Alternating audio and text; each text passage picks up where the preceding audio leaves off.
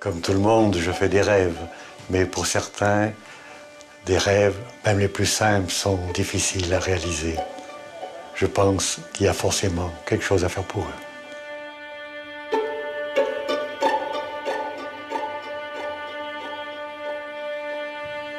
Quand je serai grand, je ferai beaucoup de dessins. Voyager, me marier, avoir des enfants. Rester en vie le plus longtemps possible pour moi, pour mon petit garçon. Moi, mon rêve le plus cher, c'est justement qu'il puisse réaliser ses rêves.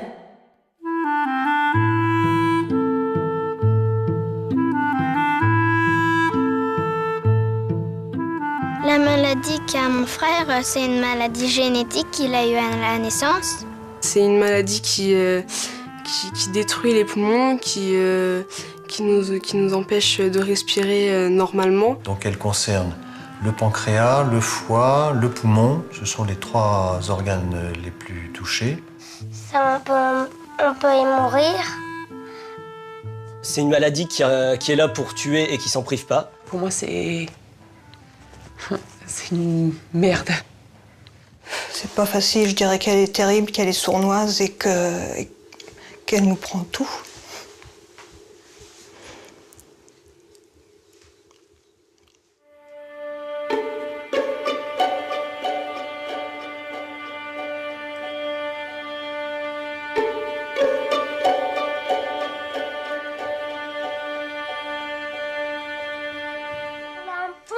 Le pont invisible. Oui, mais on a aussi ça, tu sais. Le matin, je dois me lever tôt pour faire le nez, la kiné.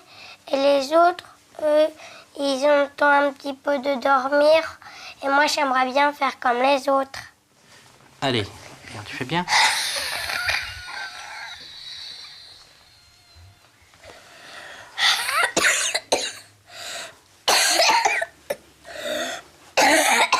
Ce qui caractérise la maladie, c'est ce mucus visqueux qui a donné le nom mucoviscidose, qui vient quotidiennement perturber le fonctionnement pulmonaire.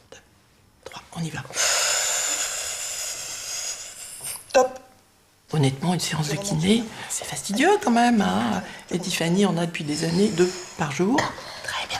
On est toutes les 2 dans le même but. On va nettoyer les poumons, on va nettoyer les poumons. On monte encore, on décharge tout. Bien.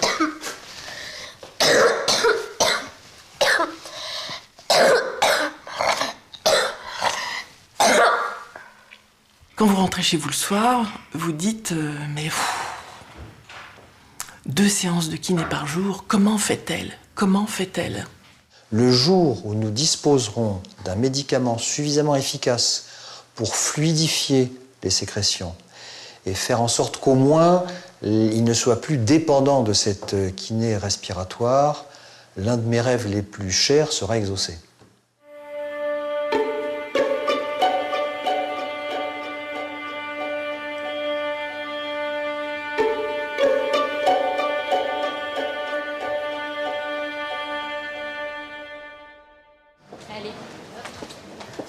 Le combat qu'on mène au quotidien avec notre enfant, c'est vraiment essayer de lui garder des poumons dans un état de santé suffisant et en très bon état pour que le jour où on va trouver, il ne soit pas trop tard et que notre enfant puisse en bénéficier. Est-ce que tu as eu des problèmes particuliers depuis la dernière fois? Oui, j'ai eu un rhume et j'ai été très encombrée. Deuxième. On monte et... Allez, vas-y, encore, vas-y. Prends ta courbe. À chaque consultation, on a des résultats, puisqu'on fait certains examens. Et effectivement, on a toujours l'appréhension d'avoir des résultats qui ne sont pas ceux qu'on attendait.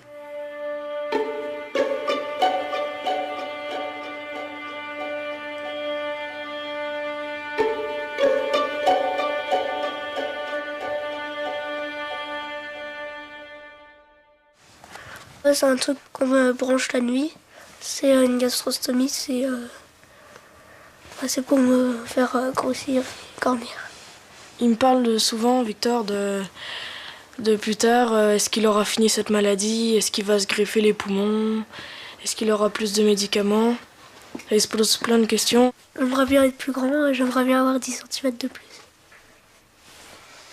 Quand j'étais petite, je devais faire des cures d'antibiotiques tous les 3 mois. On a une aiguille sous la peau et ça pendant 15 jours, on a des traitements, quelquefois ça fait mal. La jolie petite boîte que j'ai sous la peau, qui a une forme de capsule de bière un peu, ça permet de piquer un bon millier de fois, si ce n'est plus, et ainsi de faire des perfusions à répétition sans que l'organisme soit trop touché. Ça, c'est pour mes hormones de croissance. Ça, c'est une vitamine. Ça, c'est une vitamine. Ça, c'est ce qui m'aide un peu à digérer. Ça, c'est ce qui sert à remplacer mes enzymes pancréatiques. Je prends à peu près 25 médicaments par jour quand tout va bien, quand je suis pas malade. Le matin, j'en prends 2. À midi, j'en prends 3. Au goûter, j'en prends 2. Et le soir, j'en prends 3. Midi, c'est 2. Et le soir, c'est 3. Il y a 1 an et demi à peu près, j'ai pas mis mes soins de côté, mais freiné un peu. Et c'est tout de suite, c'était l'erreur à ne pas faire, parce que tout de suite, ça s'est dégradé, j'ai perdu du poids, j'ai perdu du souffle, que je n'ai toujours pas récupéré 1 an et demi, voire 2 ans après. Avoir un rêve pour un enfant qui a la mucoviscidose, trouver un traitement, enfin, bien sûr, et plus d'astreinte de kiné, plus d'astreinte thérapeutique, quelle qu'elle soit, bien sûr, oui. La guérison vraie, oui. Actuellement, on a 2 grandes directions de recherche, 2 grandes stratégies de recherche mises au point par les chercheurs dans le domaine de la mucoviscidose. La première consiste à aller traiter les symptômes de la maladie. C'est la voie qui est la plus développée. Ça consiste à aller lutter contre l'infection pulmonaire, lutter contre les troubles digestifs, lutter contre l'inflammation. Une deuxième voie majeure a émergé à la fin des années 80 avec la découverte du gène muté dans le cadre de la mucoviscidose. Ça consiste à aller traiter l'origine de la maladie. On étudie aujourd'hui la protéine, ses partenaires. On essaye de comprendre comment cette protéine interfère avec d'autres protéines pour justement trouver des solutions qui permettent de corriger l'anomalie au niveau des cellules pulmonaires.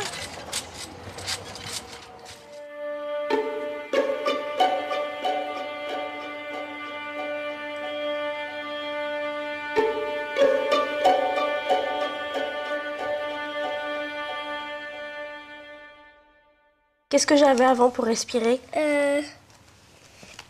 Tu te rappelles tout ce que j'avais sur le nez et tout ça? Je sais plus. Donc voilà, dans les mauvais souvenirs, il y a aussi cette foutue machine. Plus de 17 heures par jour. C'était celle qui m'apportait le souffle que j'avais pas, mais en même temps, c'était un cauchemar. Qu'est-ce qu'on a fait à maman pour plus qu'il y ait de tuyaux? On avait des nouveaux poumons. On a mis des nouveaux poumons?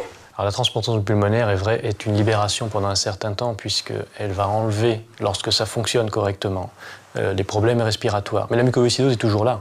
Si les problèmes digestifs seront toujours là, les complications dues à la maladie seront toujours là. L'attente a été assez longue, elle a quand même duré 10 mois et demi. Et quand on attend un coup de fil, c'est quand même super long. S'il y a un épisode critique qui arrive au moment de l'attente, tout s'arrête. Et donc on a très peur de ne pas arriver jusqu'à là, justement. Le rêve pour demain, c'est de vivre le plus longtemps possible comme aujourd'hui. C'est-à-dire d'avoir du souffle et rester en vie le plus longtemps possible pour moi, pour mon petit garçon, et puis pour pouvoir faire tout ce que j'ai envie de faire et tout ce que j'aime.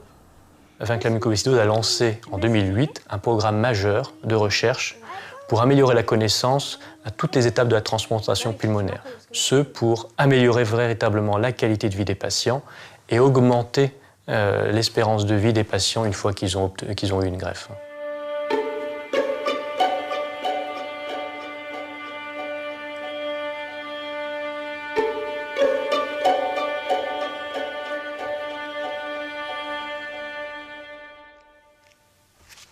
Quand elle était petite, Amélie, elle avait à peine 10 ans, elle m'a dit est-ce qu'on peut mourir de la mucoviscidose? C'était le soir avant de dormir. J'ai réfléchi rapidement parce que, évidemment, il fallait répondre à cette question et je lui ai dit oui, on peut mourir de la mucoviscidose. Enfin, je veux pas mourir en fait. Moi, je veux vivre ma vie comme tout le monde. Mes rêves à moi, ce serait de voir ma fille heureuse et puis de pouvoir vivre la vie, d'avoir un mari, d'avoir des enfants, de fonder une famille et puis de les voir grandir, bien sûr, comme tout le monde.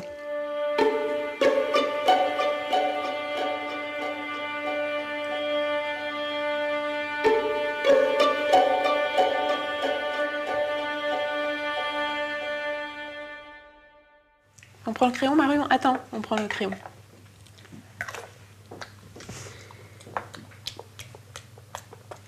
Ma vie, c'est le combat au quotidien. Le combat pour ma fille, pour lutter contre les infections,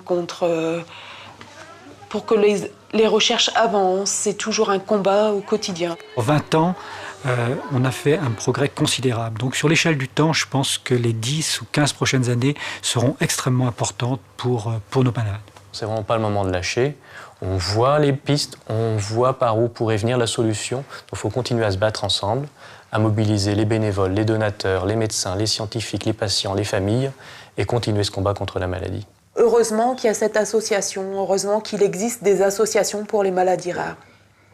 Et ça, il faut le savoir, c'est grâce aux associations, grâce aux dons des gens que les choses avancent. Il faut que les gens sachent qu'il y a d'autres personnes qui ont la mucoviscidose et que c'est une maladie grave.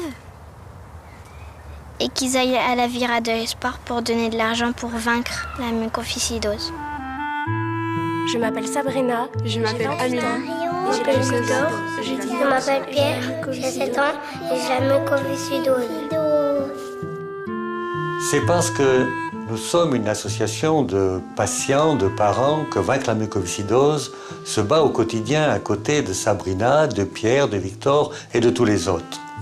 Nous comptons sur vous, ils comptent sur vous pour réaliser leurs plus beaux rêves, guérir.